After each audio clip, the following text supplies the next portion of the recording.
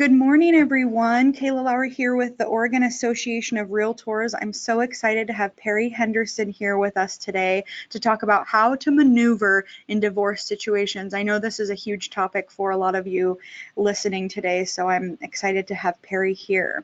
A little bit about Perry. Perry is the current Director of Education and Vancouver Branch Manager for Directors Mortgage. If you don't know about Directors Mortgage, they basically serve the entire west half of the United States. So contact Perry if you have any questions about that.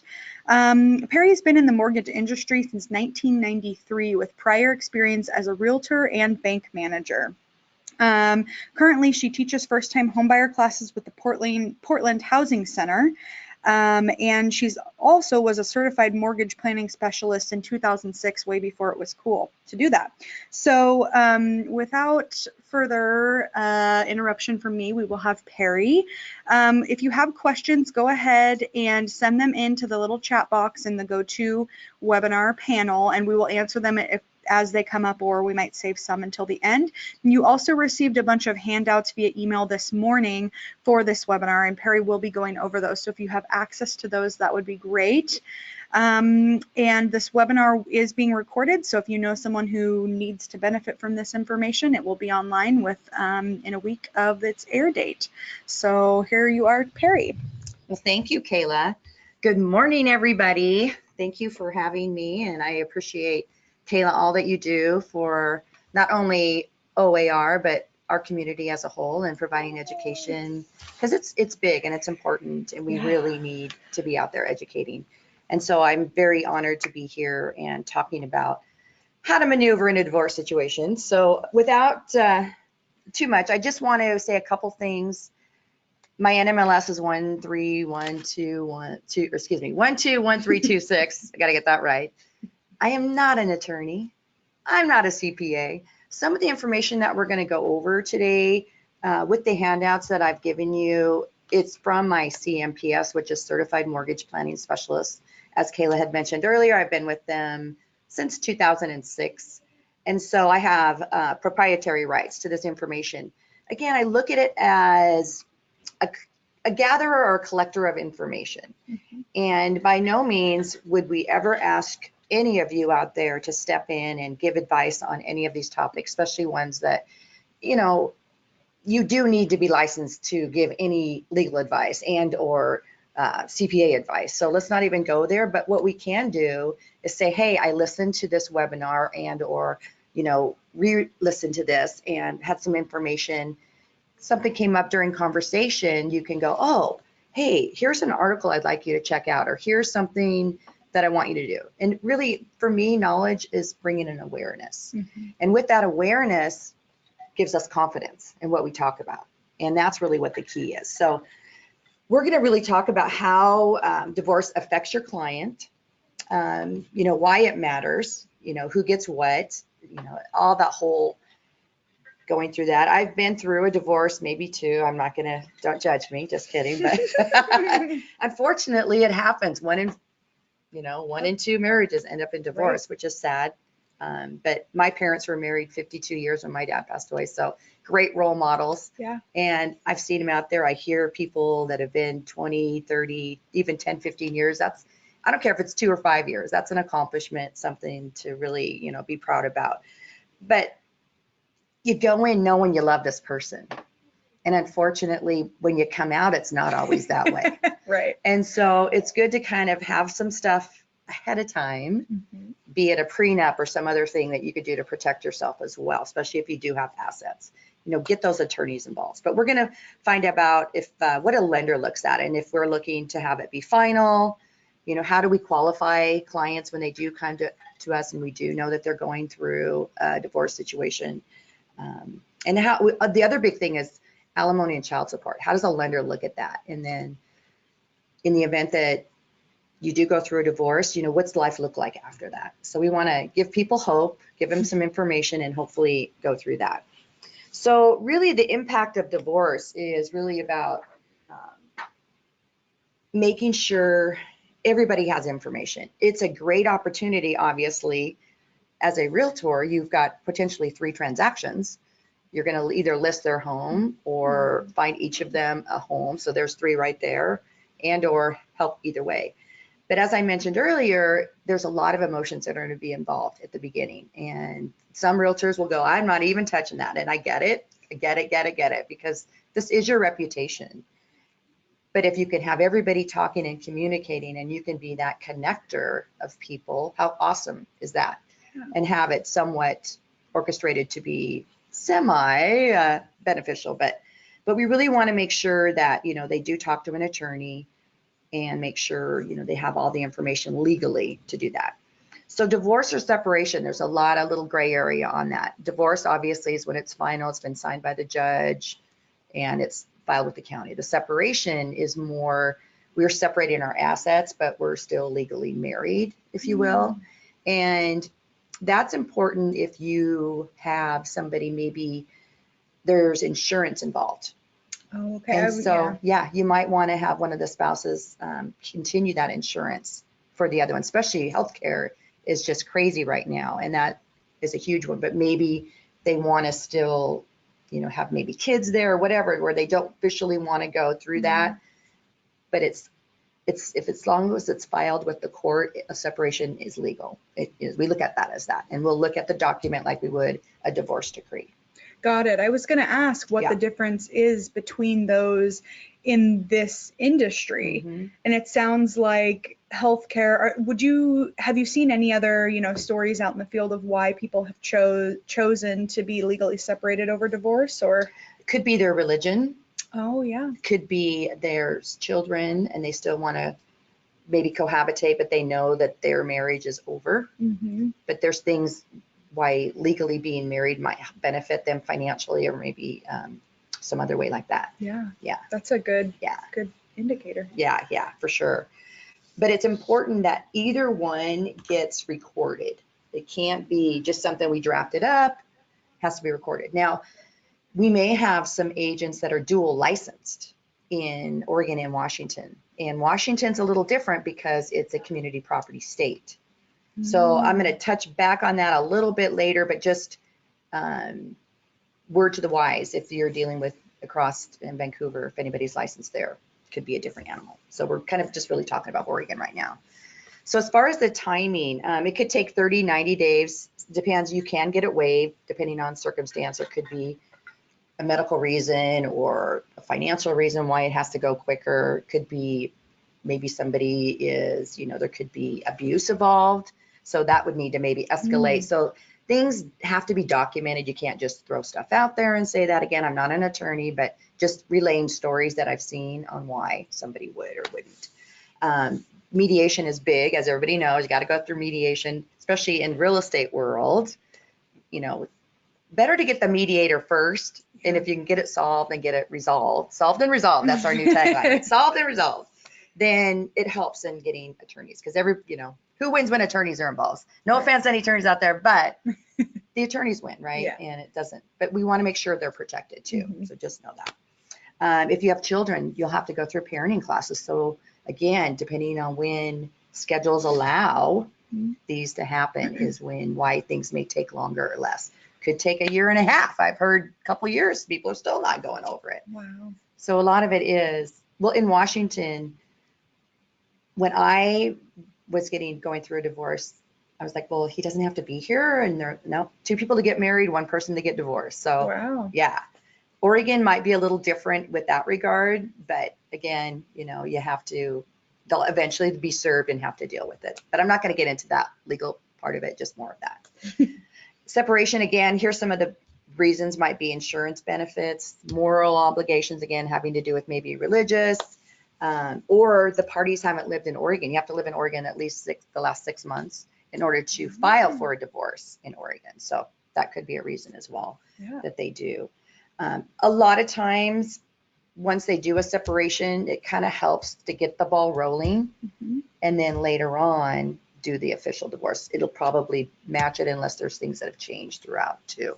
Do you find that do you deal mostly, would you say, with divorces or separations? Mostly divorces. Yeah. Yeah. I have seen a couple separations, and we just would get a copy of the separation agreement that was filed and signed by the judge, the same as we did for a divorce decree. So Mm. follow, but again, it has to be filed and it has to be legal. For the ones that you did for the separations, did they end in divorce or? They did. Yeah. Yeah. Yeah. I would say 80% did. Yeah. Yeah. Wow. I know. Well, there's that 20% hope I that know. that didn't. You could. Yeah. Well, you never know, and you don't know what brought him to Right. that realm of Right. that decision too. And it could be anything and everything. So, but the main thing is we want to make sure we're protecting our clients throughout the process. Obviously, within, with the realtors out there, you're protecting their biggest asset for most of us is our home. And so we want to make sure we're protected with that. Now, the liability on unsecured debt. So that would be your credit cards, any like Best Buy account or anything like that. Anything that's not secured by an actual item like a car loan or a house loan. It's a little different because people may say, oh, I have this divorce decree and it says that my husband keeps this credit card, but that doesn't eliminate you from the financial obligation of that credit card. Even if it's in the divorce decree, that creditor can still come after you. What about if the debt was purchased before they were married? If they're on joint together, originally, they signed up together for it. Yeah. Then they're still responsible. Wow. Yeah. You may have somebody that adds somebody as an authorized user. You may have seen that. Yeah. Maybe with, hey, maybe you get a credit card and they go, do you want anybody else to have this card? I'm always, no, nobody else, please. No. It's only me. No, but yeah. So, you could have added somebody later. And a lot of times if you do that, you may call the creditor and they may release that other person because they didn't formally apply for the credit as if you were applying and they didn't determine that approving you based on their income or whatever the case may be. Right. So that's something to talk about too is, how look at your debts and try to, really every debt you have, even if it's, the dentist something, really try to get everything that you pay. I wish that there was something that they could put in there to make people either close the account or get the other person off, but it is what it is. But just know that even if it's in the divorce decree, the creditor could still go after you guys, go after your clients. So the best practice would be pay it off, right? Before, if you can, if that's possible. Sometimes that's not possible. Now, as a lender, we get a copy of the divorce decree and we may see that there's 3 credit cards and a home loan. And in the divorce decree, it says the wife is retaining the home, the husband's keeping the 2 credit cards. So when we get a copy of that, as long as everything was paid up on time prior to them getting a divorce and at the time of them applying for new credit, then we can just let them, hey, the spouse is keeping those credit cards, wife's keeping the home. So we don't have to hit her with that. If he were to go to a lender, we wouldn't have to hit him with the mortgage as long as we show that the other person's making the payment and it's on time. If there's any late payments, then that's where we open up a can of worms and seeing how far that goes, which means in the last 12 months, if there's any lates, then we have to hit them with that debt. So that's why it's important to have them talk to somebody before before they're looking for a home, which hopefully you all are doing that anyway, getting pre-approved with, the lender that, you work with. If you don't work with anybody, please let directors give you a shot. Like Kayla said earlier, we are all over Oregon and Washington and all in the other Western states as well. But it's important to have your team that's with you to go over these things with them as we do that. And a lot of people, you're going through such an emotional thing anyway that it's hard to remember what are the rules again. Right. So yeah. And what I really love, not that I really love, I don't mean it like that, but a really cool little facet about alimony and child support. There was a realtor that I was working with at a local real estate company, and she went to a lender and they said, oh, we can't approve them. The new husband had alimony to his previous ex-wife. And I'm like, well, I just had learned this new little law, or not a law, but I learned this little thing with FHA and VA. If it's alimony, you can actually deduct it from their income. instead of hitting them as a debt, which actually gives them more buying power. So we were able to, number one, save the deal, and they got into the home because we flipped it. We didn't do a 5% conventional, we did FHA, and we were able to use that and take that down. Fantastic. I had another story where a gentleman was trying to get pre-approved, had alimony. He had 20,000 we knew to put down. He would only approve at a 140 loan amount under conventional. So, conventional is a product, FHA is sort of the government product. And I'm like, well, I see you have alimony, because that's why it's important too to have your lender really have all the information up front, so we know the whole picture. Yeah. Because if we only know part of the picture, how can we give them a good determination on what's the best way for the client? Right. I mean, obviously, I do this for a living. I have a mortgage to pay too, but it's really about the best interest of the client, what we can do to help them. And by getting all that information, that gives us the accuracy, if you will, that we can do that. Yeah. And so I said, well, let's look at FHA. And we were able to do a $180,000 loan. This was a few years ago when we could buy homes for $100,000. Right? I was going to say. I know. But so we gave him 200 versus 160. So a $40,000 difference in your sales price could give you another bedroom, garage, whatever the case may be. So it does make sense. And not all lenders follow all the rules. Right. Some lenders have what they call overlays. So FHA says, here's our guidelines. Depending on the lender, they may throw, well, okay, that's the guideline, but we're going to tweak it and have what we call a lender overlay. And so if you get a lender that, declines a loan or declines a client, really get a second opinion, because you just never know how people interpret things differently. Right. And some might be more conservative in this area and a little loose on this area. So it's just really good to kind of get all that information. But we need 6 months receipt of child support or alimony, especially if we're using that as income for the spouse that's receiving it.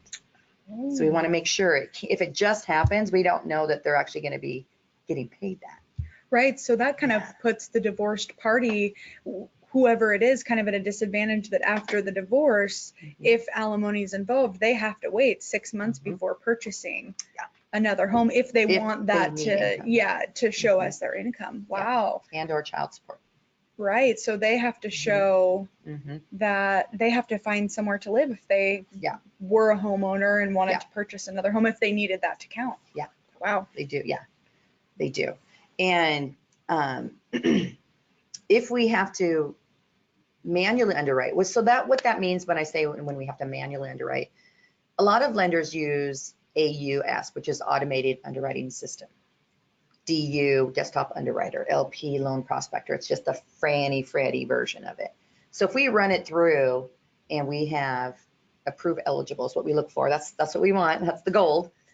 If we don't have that, maybe it's approve ineligible or something like that. We can flip it to another product like FHA and do what's called a manual underwrite. But if that's the case and we need the income, we've got to show 12 months receipt of that. Oh, so then it depends. Yeah. So you never know. So that's why it's good to get with a lender once you've kind of had stuff going, got some stuff coming in, and do that. The best, obviously, is one of the best practices too is to have that go through the state. So you've got a paper trail. Don't get cash from the ex and then keep $50 for yourself or $100 or, make sure everything matches up. Because as a lender, we're looking for consistency, exact dollar amounts too. So if 1 month it's $250, 1 month it's $300, next month it's $275. We've just got thrown out of the water, especially if it's cash. Right. If it's a check, you can get copies, but then you'd have to go to the ex and ask for copies of the canceled check. What are the chances of you getting that? Probably not high. Yeah, right? Maybe, I don't know. I don't know. Depends on how amiable everybody is. Yep. So again, it's just things to watch out for, just to think about. It's so important to have insurance, like especially life insurance. And I know when I went through mine, that was one thing that we did. We, covered life on both. So if anything happened, because we had kids at home still, and you want to have that protection. If anything happens to that spouse, you're not going to be getting that child support, that alimony, are you? Right. Because if they're not bringing money, it doesn't matter if there's a divorce decree that says you get it. Right. You're not going to get it. And so having that extra cushion, I don't know, it just makes makes me feel better knowing that you're a little bit more protected. And again, it's about protecting our clients. So does that help with anything in the mortgage world? it doesn't help anything with the mortgage world as far as us qualifying or not qualifying. Got it. No. Okay. But also, if they can do the automatic through the state, if you know, we don't have to chase down the ex that's providing this support to the spouse. Oh. We can get it all from the state. Yeah. And they have a record of it. And that's just amazing. Also, anytime there's an addendum or a change, make sure you have copies of all that. So you have all that together with the divorce decree. If you have children, we're going to want to see the parenting plan, this judge's signed divorce decree, and we're going to go over all that too. And not the 2 important pages that you think we're going to need. We need all the pages. You know, and I get it. Like, oh, I probably don't need the other 4, but I need that 1 of 5. But I need all of them coincide to make sure there's nothing snuck in anywhere. Got it. And again, we're not saying, but you know, we don't trust anybody out there. Just kidding. We got to validate everything. So again, with the conventional, as it pertains to child support and or alimony, conventional is going to be a little bit more strict, if you will. And we will treat it as a debt with FHA or VA. Those are our government loans. Then we will treat that alimony. We'll deduct it from income versus treating it as a debt. And then the next slide, I think, is really going to kind of drive it home a little bit, even though I kind of gave you a couple stories. On average, you need $3 of income for every dollar of debt. That's sort of a rule of thumb. So the third thing, right? So if we've got income, let's just say $5,000 a month, and the PITI stands for principal, interest, taxes, and insurance.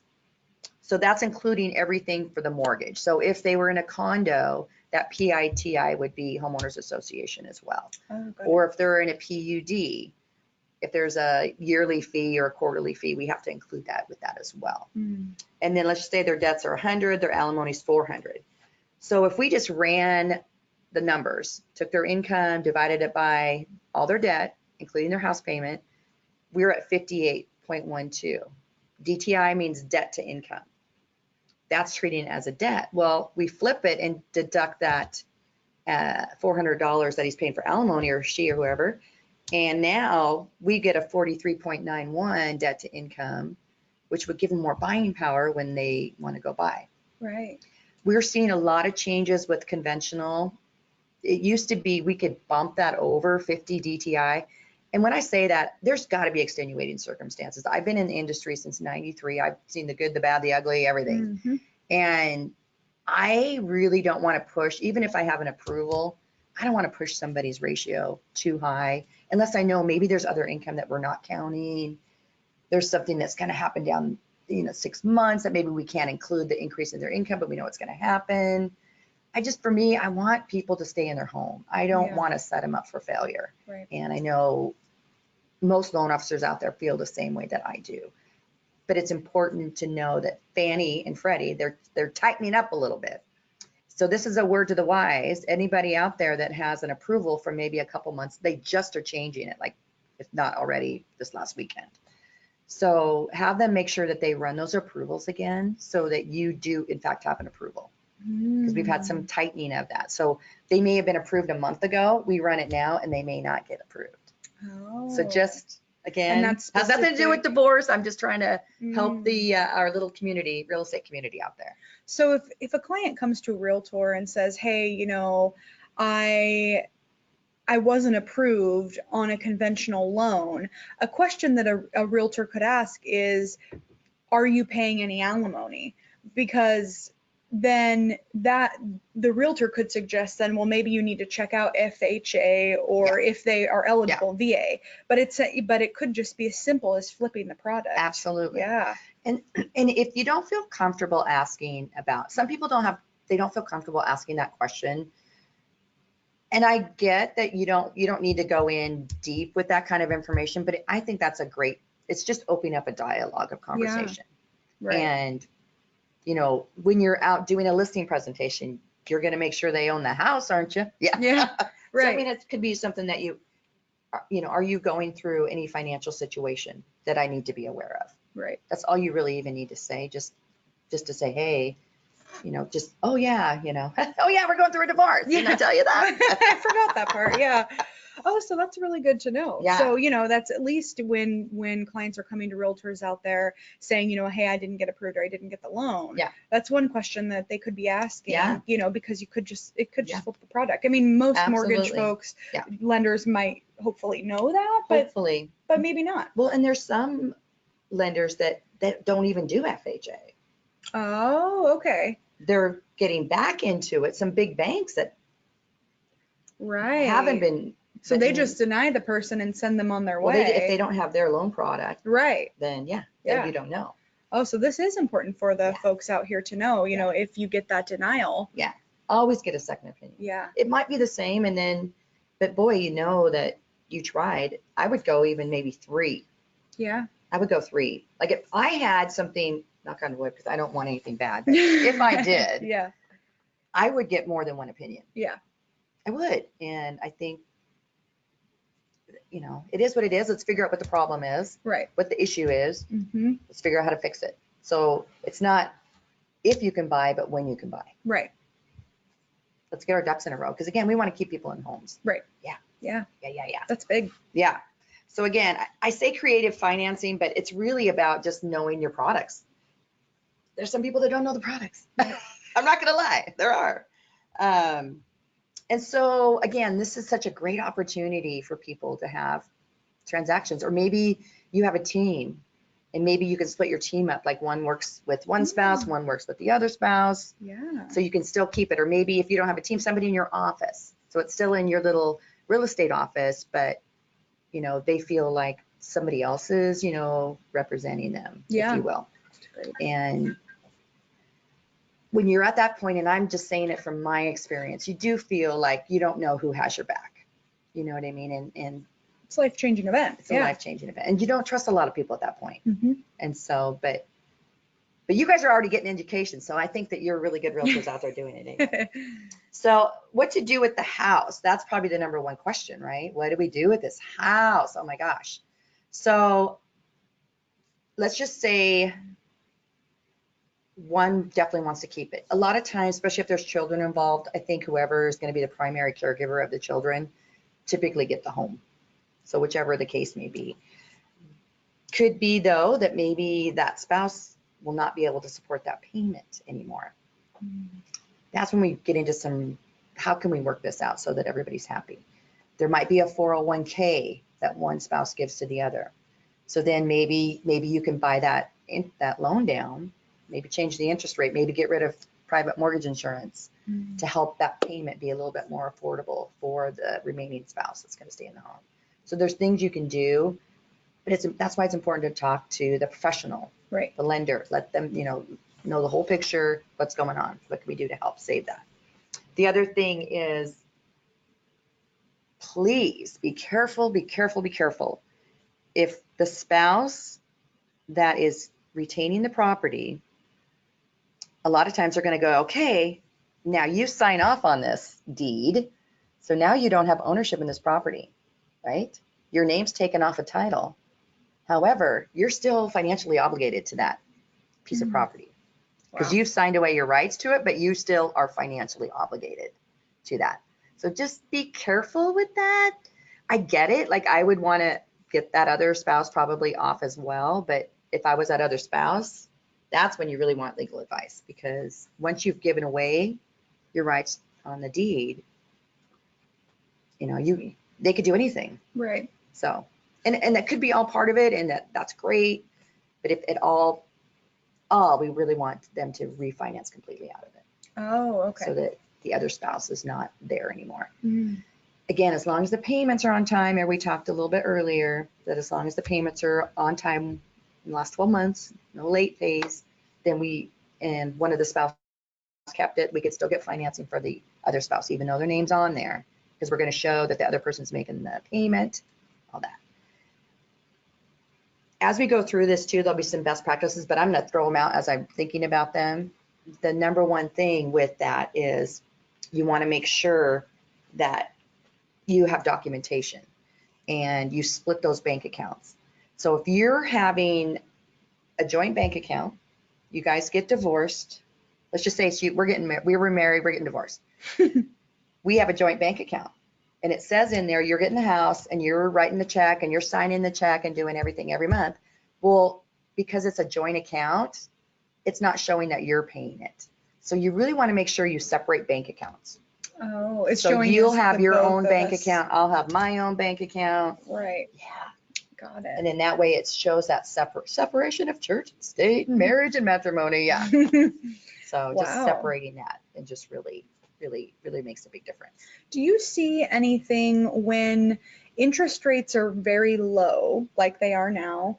Do you see anything with folks who buy a home maybe now where the interest rate is so great, and then, unfortunately, 5 years goes by, the interest rates have risen again, Yeah. they go to get divorced, and a refinance actually, does it make the house payment more than what it was? And could that be a deterrent? It could be a deterrent. That's a really good Yeah. question and statement because it definitely can. I don't foresee rates going too crazy in the next year, maybe even year and a half. You guys still do the conference. Last one I went to was in Sun River. You guys did. It was amazing. Yeah. So if you guys haven't gone, you've got to go to the OAR conference. You learn so much. But Lawrence Young was there. Yeah. And I remember him talking about, oh, rates are going to be 5. Rates are going to be 5. And then every economist thereafter, oh, rates are going to be in the 5s. You guys are not in the 5s yet. And that was 5 years ago. Yeah. So I'm just saying, you don't know. I mean, obviously, who knows what he meant. But yeah, the rate really depend on how much buying power and or what your payment.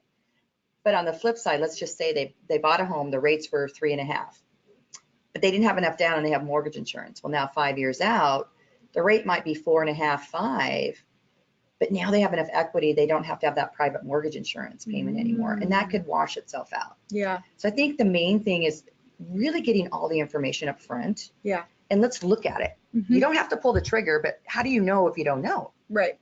So just get all the facts, have people give you these numbers and see what makes sense. Yeah. To do that. Yeah. That's such a good point because we don't know what they're going to do. But, and there are some people that will continue to co-own. They live in one wing and the other one lives in the other wing. And who am I to judge? I have my exes and their spouses come to my Christmas and Thanksgiving. So it's all good. You never know. The first thing, to negotiate a buyout, we're going to go over our first handout. So I want everybody to go to how to solve your negative equity problem. So on this, it just really explains, and you want to look at where your money is sitting. This is, I think, really big for, are we doing okay? Yeah. Really big for having, maybe somebody has a 401k or IRA or retirement or some other mutual fund that one of the spouses is going to get half of or whatever. This could be a great way to use that to buy the loan down, maybe, to have that payment affordable for that, the spouse that's retaining the property. So we call that, a buyout, if you will. And you want to, and there's a little calculation here. In this one, they're saying example that you have a $200,000 home that's declined in value. We saw a lot of this right after 2008. I had a home that was 100,000 upside down. And I kept it, and I actually turned it into a rental because I didn't want to walk away from it. I mean, I don't mean to judge, and I would never, because it happens sometimes, people have to do that. But especially being in the industry, I was like, I don't want to have a short sale on my record, and me personally. And so finally, I sold it last year. I'm finally out of upside downness. So yeah, it's out there. But so I think nowadays we don't really see as much negative equity, but this could pertain depending on, how the markets play out in the next couple of years or whatever. Because there's different solutions. You want to look at, in this case, they figure out how much the savings, their investment, and they come up with a 12.46 return on equity. So it's just doing a division of math is really all it is. Here's the formula. If you want to follow it to see if that would make sense, play around with it yourself, totally do that. Who's getting 12.46 on their savings accounts? Let alone their 401k. I think mine's, I borrowed on mine and I'm getting more money because I'm paying myself back than the stock market right now. So but it's good to know. Again, we want to know the numbers. Right. Run this by your CPA, run this by somebody. They've got software, they can do all this. But again, I just am bringing awareness to it. And what I love about these articles that I get with these guys is they'll reference if it's relating to any IRS code. So that way people go look on irs.gov and figure it out, So hopefully that does. Do we have any questions or anything on that? So I'm sorry if I've not really explained a handout on a webinar before, so. Well, we do have one question that someone's asking if you could go back and talk about the 3-year continuance. So if you are receiving alimony and or child support, you have to receive it for at least 3 years in order for us to use that as income. How we look at that is we look at the birth dates of the children, if it's child support. Alimony, there will be a date. Some of them are short-term, depending if they buy out early or not. So if we know that the alimony is only going to last for 18 months, we can't use that as income. Oh, so you have to at least have 3 years before the children turn 18 to use it on your house, or whatever the agreement is, whenever they'll stop paying. Yeah. Oh. Okay. Now, when we hit it as debt, it doesn't matter. That's what's so backwards. Oh. So to hit it as debt, they could be 18 tomorrow. We're still going to hit you with that debt. So, but that's a great question. Thank you. I'm sorry I didn't go over that, but it's when we're negotiating the buyout as well too. Fannie and Freddie have thresholds for cash out or rate and term refinance and whatnot. Perfect. When you are going through a divorce, because it shows in there that one spouse is going to retain the property, and maybe they have to pay them out. Let's say I got to pay you $50,000. So I'm going to do a refinance, give you $50,000 because I got a bunch of equity in my home. I can afford it. I can make my payment. I'd rather just get you paid off so you're off my back. Hey, like just get off my back. So Sorry. I know it's good. It just didn't work out. Sorry. No. And so that way you can get the money right away, but it allows me to go up higher in my loan to value without price adjustments. Because anytime you go over 80, there's what they call lender price adjustments. And so if we have a divorce decree that shows that, we don't have to hit them. So it'll help their rate. It'll help how much they can get on that as well. So hopefully that makes sense. Yeah. You have to jointly have owned at least 12 months on the home. So you get married, buy a home, 2 months later, divorce, you got to wait 12 months to do any of this stuff because you've got to show some seasoning in that home. So even if you, pull a Britney Spears and, get it, 30 days out, you still, if they bought a home within that 30 days, you've got to let it. Yeah. Got to be seasoned for 12 months. Wow. To do that. Yeah. So. Okay. Just little details like this. Welcome to my world. Yeah. Only experience can. I know, right? There could be, what do I want to say? We want to look and see, especially in Oregon, I've seen so many just wonderful divorce. I mean, not like a lot of divorces, but I mean, I've seen them where they're like, I want to help my wife out. I want to help my husband out, whatever. And, Washington's not that way because it's pretty much hit that debt. If somebody is maybe moving to Washington or they live in Washington, maybe they're moving to Oregon, just kind of make sure of the rules and laws and whatnot. Just want to make sure about that. So if you want to continue to co-home own the home together, then a lot of times people do that because neither one can support the payment on their own. It happens. The other thing is that you want to make sure that there's some recorded document, like if you are going to be in there together, even though you have this divorce decree, maybe talk to an attorney about that. Like if just maybe you own some rental properties together or something, kind of get something recorded with that deed, that protects you. So again, just really protect yourself if you're any transaction in real estate and there might be a separation with that. So boyfriend, girlfriend, this really applies even if you're not married. If you buy a home with somebody and you're not legally married or just make sure you're protected. File a partnership agreement or file something. There's a thing you can file with the deed. When you're when you're buying a home and you're recording the deed to ownership, it always says right of survivorship for the spouse, which means if something happens to one, that 50% of ownership goes to the other spouse. It's usually tenants in common when you buy a home with somebody that you're not married to. Could be a brother, sister, could be, whatever the case may be, doesn't matter. So just make sure you're protected so that maybe you want that half interest to go to their heirs. Totally cool. But if you want to retain, either party wants to get 100% of the ownership of that property, make sure there's something that's filed or it's filed as right of survivorship, because you can talk to the escrow and have them record it any way you can. So Good. just legally. You just can't say husband and wife if you're not legally husband and wife. Right. Other than that. Does that make sense? Mm-hmm. Okay. And I always get legal advice. And make sure that there's, a timeline. If that's the case where you're going to maybe co-own together, who wants to run that out for 15, 20 years? Right. Most our mortgages are 30, right? So, gosh, put an end game somewhere, because otherwise, you're trapped.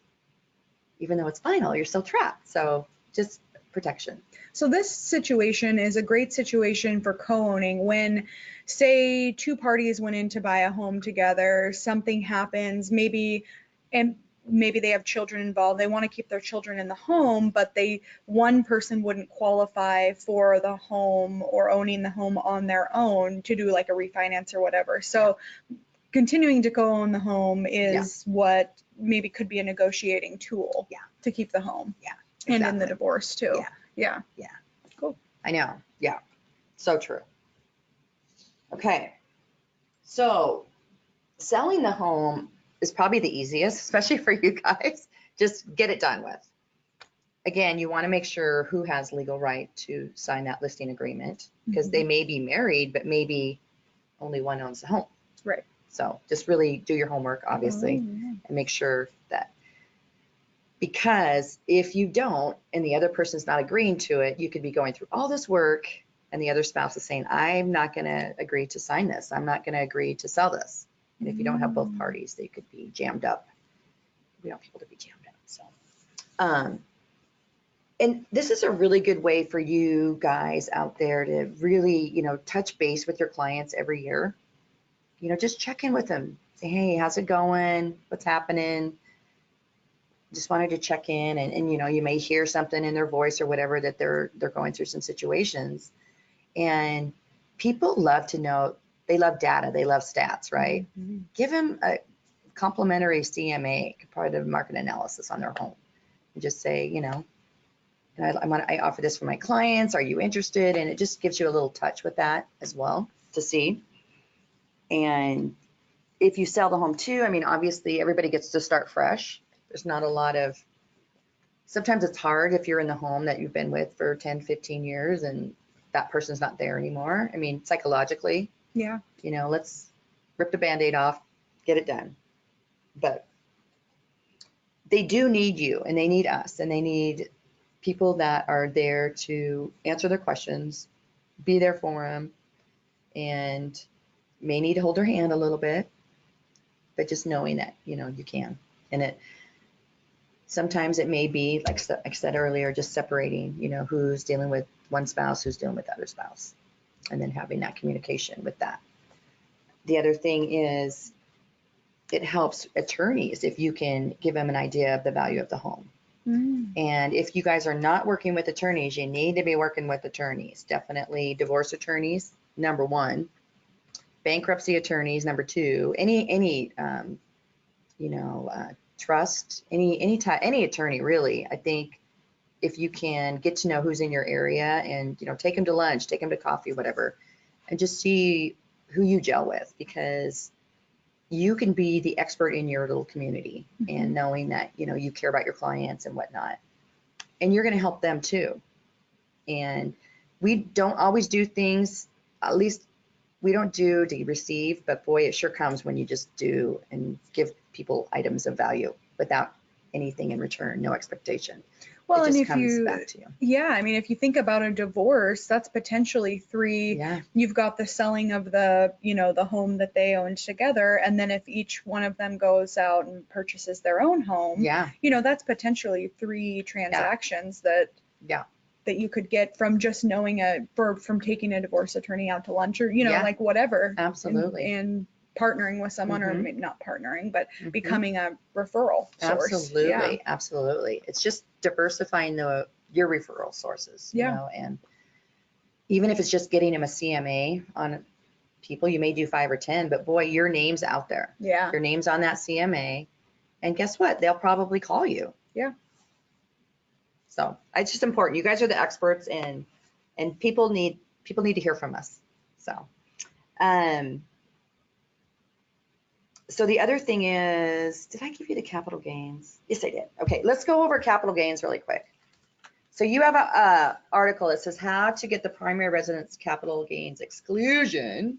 So I want everybody to grab that. This is something, and I put this in here really because let's just say somebody owns $1 million property. You may have 500,000 in profit, depending on when you bought it and stuff. So you got to start backwards, go to the tax basis. But if maybe they want to sell the home while they're still married, because now they have a 500,000 marital exclusion that they can use every 2 years and not pay capital gains on it.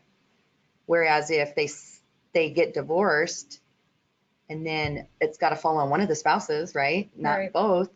Can you give a 1 minute summary of what capital gains is and how it affects? Yeah, so capital gains is when you've not used your departing residence as your primary residence. You need it in 2 of the last 5 years. Could be 1 year, then you were in another home and you came back. Doesn't have to be consecutive years, but 2 years you have to live in your home as your primary residence. Then you can sell it, and if you make a profit, if you're married filing jointly, you can make up to 500,000. If you're single, you can make up to 250 as a profit. And the profit is, what did you buy it for? What improvements did you do? And what does it cost you to get rid of it? So that's how we come up with our tax basis. So say you bought a home for 300,000 and you did 50,000 improvements, that's 350. Maybe it costs another 50 to sell it. Maybe you had some other tax stuff or whatever. So now you've got 400,000, right? You sell it for, let's just say 950, right? So your tax basis is 400, even though you only bought it for 3 or 450. You've got that 500,000. If you're joint, you don't have to pay any money to the IRS. It's about 15% depending on your tax bracket. And then there's a 3.8 tax on top of that as well. I sort of got jammed, speaking from experience. My home that I was upside down in, I was in another home that I sold. I would tell you guys this little story because we have time. Yeah. And this is so good for our market these days. So I bought a home, I did FHA, so it was 3.5% down in 2012. So that was fairly normal market, nothing big, nothing weird. I went to sell my home in 5 years, and so I sold it in December of 17. And that other home that I had, remember I told you that I was upside down, I used as a rental. I moved back in after, but when I sold my home in 2017, after 5 years, I put like 9,000 down. I walked away after realtor fees and all that, and I was in Washington, so we have excise tax on top of everything. I walked away with 107,000 in my bank account. Wow. That's why we buy real estate, people. Find your story to tell people this, because there's not a crazy market either way with that. Right. But if I would have generated 250, or let's just say 300, I would have had to pay that difference, anything over 250 as a single person. I would have had to pay taxes on, extra taxes. Got it. So I moved back in my rental. Well, then I found my forever home. So then I moved there April of 18. And so I just finished paying off my capital gains I had to pay because I wasn't in that home for 2 out of the 5 years. Oh, darn it. I know. So, but I knew going in, and I knew this is my forever home. I'm not ever going anywhere. You have to wheel me out of that one. But so I mean, knowing what your cost would be, Yeah. and then make that educated decision yourself. So that's why with capital gains, maybe there's a reason why we want to sell it now and not later. Got it. Yeah. So this is a really good formula to go over. So I want you guys to kind of check it out and go over that, because a lot of people think you can only use it once. Use it every 2 years, as long as you're primary. You can switch your primary and your second home, whichever, as long as you live in it so many days out of the year, which I'm getting into a whole nother class. But and this is the one here. If you go to page 2 of the primary resident, it tells you the IRS publication. Oh, cool. So that way you have some more validation to things you share. And you guys can keep these as PDFs and hand them out as needed too, just to let people know that you care about them, right? It's all about what we can do to help and share. So that's kind of getting to what do you do with the home? How does that affect y'all? I really, really encourage everybody, every year you're entitled to a free credit report. And HUD, I mean, there's a ton of them out there. HUD has sanctioned, if you will. It's annualcreditreport.com. You're entitled to a free one from Equifax, TransUnion, Experian, no charge. They don't give you scores, but the scores that you get from these credit bureaus aren't the same scores that lenders receive. So don't worry about buying your scores. I mean, half the time you get them on your credit cards. It kind of gives you an idea what your range of your credit score is based on your activity of your spending. But, you know, don't get too hung up on having to get a score, but just know, because what if you have that divorce decree that says your spouse is keeping those 2 credit cards? All of a sudden now they're not making the payment. What's it going to do to your credit? It's going to ding it. And you want to make sure, at least if you can have an idea, you're not going months and months. I mean, you'll probably know because I'll probably be calling you, but it's a good idea to know. Yeah. And plus you've got all this stuff being filed now all of a sudden. To me, it just opens it up for potential somebody grabbing some information from you. So we should all be doing that anyway, is making sure that we are aware of what's going on with our credit every year. Yeah. Because especially with all the breaches that have been going on. Oh my gosh. And this is a good resource that realtors can give to their clients too. Yep. I mean, everybody gets this free annual credit report. Yep. So have them log on and make sure that they're doing that at least once a year. Absolutely. And then I think, did I give you the getting in the game, or what is it? After divorce, or excuse me. Getting back in the game. Did I give you that handout? Sorry, guys. I don't. I think you have it. If not, I'll make sure you get it. But yeah, it really talks about if we're going FHA and because a lot of times when you do go through a divorce, I would say 50% of the time somebody's filing a bankruptcy or something because they're either stuck with some debt that you can afford when you're married, but maybe not necessarily can't afford when you only have one income. Right. So we do see that come up. So lenders look at the discharge date. So FHA is going to be a little bit more lenient, 2 years. Conventionals 3 to 4 years, depending on the circumstance, but probably more closer to 4. And what's this for? That's like if you filed a bankruptcy and you want to get financing after you've had this life event happen. Oh, okay. There's restrictions on what you can do, what you can buy. And this is something that, again, as you do, you learn. A lot of times if you file bankruptcy, the home gets included, and that could be a short sale as well. So when we look at that and we look at if there's a bankruptcy, we always ask, what happened to the property? And if say, oh yeah, we let it go to the bank, well then the clock starts ticking from the sale of when it transferred the deed from your name to either the new owners. And then we've got a clock start ticking on that for short sales and or foreclosures. Got it. So, and they're about a year longer than somebody just coming out of a bankruptcy. So even though they may qualify, oh, we had a bankruptcy 2 years ago.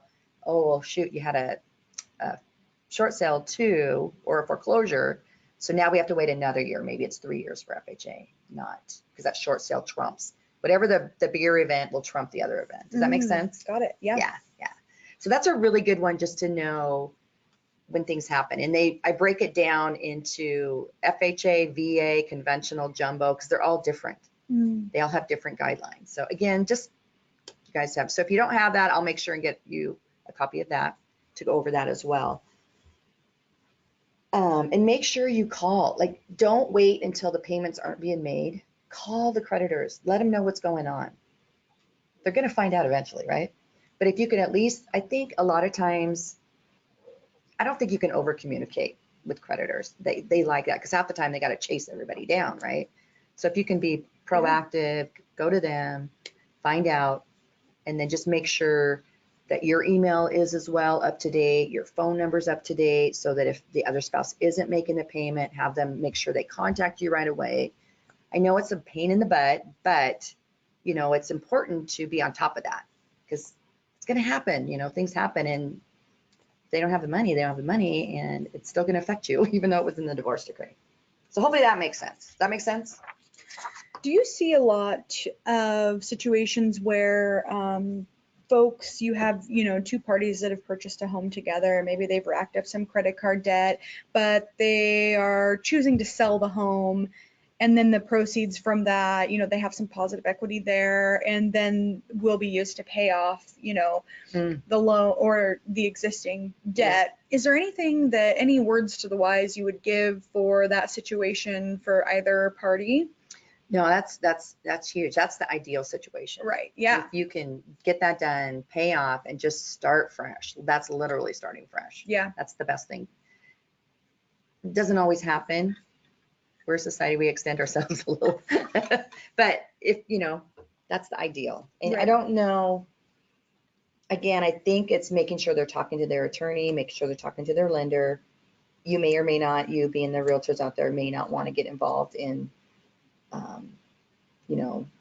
that part of the details, but I think that's a great point. And I think that is the ideal situation is if we can, then people will probably qualify for more. They won't be worried. You may have situations, because we see spouses too, and it's not gender specific, where one's staying home. Maybe they haven't been working for a few years. Now they're back in the workforce. So it gives them an opportunity to get some income going. Yeah. If there is a break in income, we really, as a lender, we want to see at least if the gap's longer than 6 months, we want to know what's going on. If it's somebody that maybe they're a CPA and they stayed home with the kids and now they're back and they're with a company, we can maybe document that and create that. If we're doing part-time and now you're still doing part-time, we may not be able to qualify. So that's why it's so important to even talking just in generalities with your lender about, what does my future look like? Right. Especially with the one that may or may not have had steady income. Yeah. Mm-hmm. That's huge. So not even with debts, but just what's your income level and what's that look like? Right. Yeah. Let's look at, does everybody know that the loan limits are changing in 2020? So they are increasing on conventional. They're going to $510,400. And I'm bringing that up in this divorce class because a few years ago it was $4 something, $425 or whatever it was. And then it's, gradually increased a little bit as we go. But there might be somebody that has this $500,000 loan, if you will, and anything over 510, 400 going in 2020 would be considered a jumbo.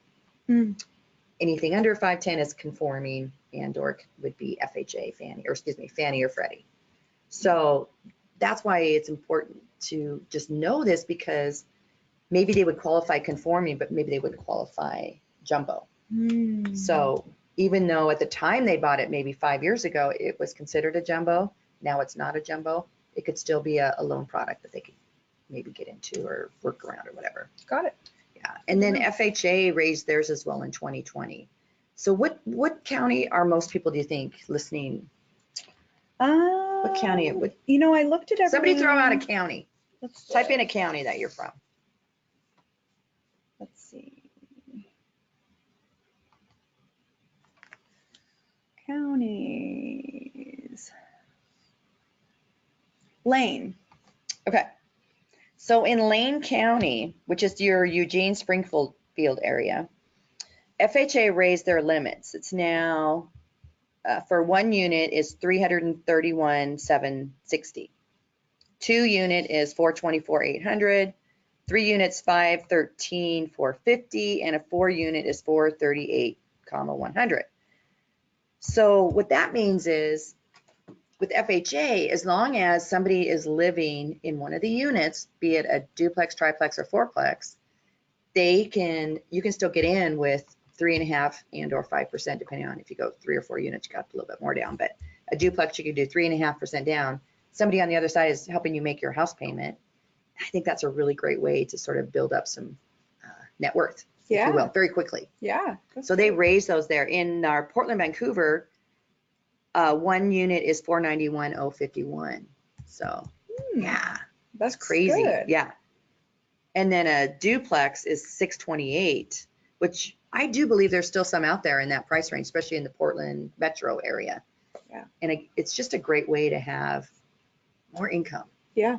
You know, to help when you have those times and now you're just one income. So don't forget about FHA. It's a great product. And I don't get anything different either way, but I'm just saying, I've done FHA even when the market was crazy prior to 2008. I would work on people getting their credit fixed instead of putting them in subprime. But then you'd have people that, well, so-and-so lender down there doing it. So. Well, and it seems like FHA is almost the way to go when you're recovering from this Really divorce is. situation, because it sounds like they are more lenient for this situation. They're more forgiving. They sure are. Yeah, they are. They are. And it's a great product. It's 30-year fixed. You don't, it's nothing funky or crazy or arms that are going to go nutty on you or anything like that. So it's a great product. I also included 4 ways to save time and improve your process for realtors out there. So I really, if you're not, please make sure you're marketing to your database. Make sure you're marketing to your database, because we want to make sure that if they're not talking to you, they're going to be talking to somebody else. And it's just a great way to do that, and just to have that information. And it can be as simple as, hey, I just wanted to check in. It's, it's been a year. The best one is the anniversary of when they bought their home. And then even just send out a little CMA to them, and then maybe follow up with a phone call a week later. Now you've got 2 touches with them. And they left you because they used you. So they're probably excited to hear from you, and you never know. And always don't forget to ask for the business, because when I say that, I'm speaking in the mirror, because I have to remember to ask for the business as well. But just say, hey, do you know anybody that might benefit from my services? You never know. Right. It could be, do you know a family member? Do you know any work? Whatever. You could even send it to their work, maybe with a balloon, happy anniversary, here's your CMA, make a little fun scroll out of it. Yeah. And then employees will go, what's all this? And they go, oh, my realtor, so-and-so, Kayla was so amazing. She sent me this. It's just, I know it sounds corny, but it's just a way to brighten somebody's day, have a touch with them. It doesn't have to cost a lot. And it's really about just giving back. So I just hope that you find some value to that. But just giving people a thing of value is just so important. And that's what we're here for, right? So how we can best serve your clients, really just being open and honest, number one. Don't sugarcoat, don't over promise and under deliver, please. And be real about where they are. And it's going to be hard. It's not going to be easy dealing with that situation. And you may have one that say, my house should be worth 50, you probably already have that with sellers anyway. My home should be worth 25,000 more, whatever. You guys are the experts. So just really drive that home that you are. And they may have to lower it a little bit, especially if you want a quick sale, right? Why do homes not sell? Usually overpriced, right? Don't let them go to open door. Just kidding. Again, provide a free CMA. You have potentially 3 transactions. Also, when you're out taking those attorneys to lunch, this might be a referral for them. You know how loyal that attorney is going to be if you give them a referral? Yeah, it's huge. I guarantee they won't be going to open houses without you. There's a lot of bonding there when you're dealing with professionals, either from a CPA, financial planner, and or attorney. It's just that different genre that there's more credibility, if you will. And guys, but you got to make the effort too. They're not going to come to you. You got to go find them. But they're great people to work with, and they are professional. So it's protection all the way around. So we talked a little bit about that. separating your debts, try to get your name off if at all possible. Please try to get your name off. Maybe at the beginning would be good to have you can go to that annual credit report for free and get that before you even talk to an attorney. Get your credit, you can do one for the husband, one for the wife, or whatever spouse, each spouse. So that way you go in knowing, but some stuff doesn't show up on credit reports. So you want to really make sure, oh shoot, there's that one that we pay every month, but you might not be thinking clearly. So try to really write down, all the things that you have. And obviously, removing the spouse's name, not only on bank accounts and credit cards, but all for that. And then also paying everything through the state, or even if it's just from one bank account to another, make sure it's not going into a joint account that you may have together. Make sure it goes into a separate account, and that we have a paper trail. It's really big about paper trail. Deposit the exact amount if at all possible, and then go get cash at the ATM or whatever. Don't, you have $600 for your child support, don't just deposit 500. Deposit the full 600 and then pull the $100 out so that they can see that that's the total amount. Yeah. Because when we get the bank statements, we go through all that and match it up and double do it. So you can use, so say somebody didn't want to go through the state, they just have this, informal agreement with their ex-spouse that they're going to get $600 a month. You can still use that as income as long as it's been over 6 months and it was deposited every month, the same amount. What about date? Should it be if it can be like within the same week, I think that shows, it's the beginning of the month, the middle of the month, the end of the month, whatever it might be. But the great thing, so I just had a situation where they were divorced, they had child support that she was receiving, and then we got the agreement for the child support, but it was all in Spanish. Oh. And I only laugh because this is how my brain works. Well, what if we got the bank statement? I was doing the spouse that was receiving the child support, and we were just proving that she's not paying it, that she's receiving it. We couldn't use it because the kids were too old. Oh. But we wanted to make sure that she didn't have to pay it. So I got a copy of her bank statements and sent that to the underwriter with this in Spanish, and they accepted it. Oh. So there's ways that you can, especially if it's through a neutral third party, like the state, it helps give credibility as well too with that. So yeah. But so again, there's just so many ways we can do all this stuff. Everybody's intentions are good, but don't trust your spouse, guys. Guys and gals. You just never know. And this is where we take ownership in our finances ourselves. And if it's supposed to be that way, boy, I sure would be monitoring it. And that's one reason too, if they can't refinance and get that other person off, just make sure you have that open communication with that creditor so that you're knowing that it is. Because you may not be getting that bill, you may not be getting that, but when you get your annual credit report, you'll see, and you'll also know if they are or they aren't, because that's key. You don't want to have it be already so many months out. Please make sure everything's in writing, even if they say it's true. If it's not, and this being in real estate, if it's not in writing, it doesn't exist. And same thing with this, is if everybody agrees on it, just get it in writing.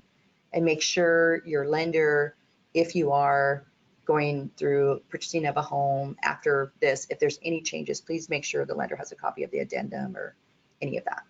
Because we don't have as easy access as everybody else. Title that gets probably a little bit easier access than we do, but if people can have that up front, it really helps the process. Yeah. Because again, it's going to be stressful enough.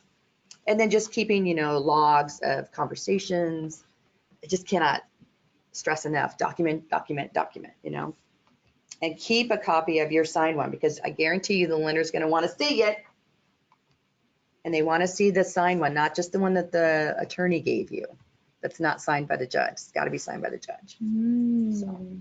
So we talked about how the impact, who gets what.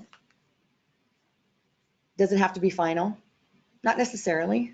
I mean, it depends on where we are in the process. If the spouse can qualify, it doesn't really matter. We'll get a copy of it and do that. So it's ideal if it is, especially if somebody can't qualify for all the payments of everything, then it definitely has to be. Does that make sense? No. Okay. Say that one more time. So let's just say the spouse that's, let's say, keeping the home, going to do a refinance, or not even do a refinance, but then the other spouse wants to go buy, but maybe it wasn't completely filed yet, then they can, if they qualify for all the debt, like if we get their income and they qualify for the payment that the spouse is keeping and the new payment, we can kind of, as long as it's been recorded, but not necessarily finalized, then that's okay. Got it. Yeah. Because it's basically on getting them to qualify for. Yeah. If somebody can't qualify, it definitely has to be filed and recorded with the county recorder. Got it. Yeah. And it's usually 30 days. I think they give 30-day notice after the judge, whatever, you go in, file it, and there's a 30-day wait period or whatever it is. Got it. That makes sense? Mm-hmm. Yeah. But it's just really a lot of potential, and you guys are the expert out there. And I think you have a lot of value that you can provide people. And I think in turn, can get you guys some good deals, really good deals. So why not? 2020 is going to be the year. I can feel it. I can feel it. So, and there is life after divorce. I'm a walking testimony. But no, I thank you. Thanks for having me. And thank you guys out there listening.